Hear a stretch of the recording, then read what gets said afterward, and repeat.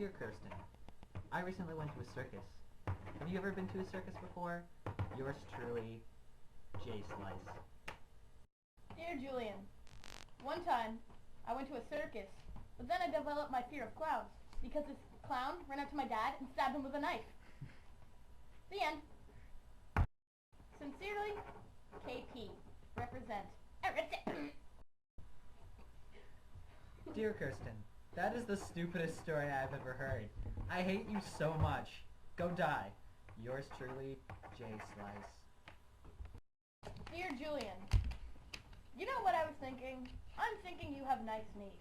My knees are all like, I'm a knee. Your knees are like, I'm a knee. And I enjoy that about your knees.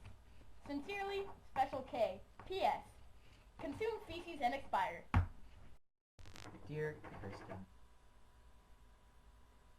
there's an elephant behind you.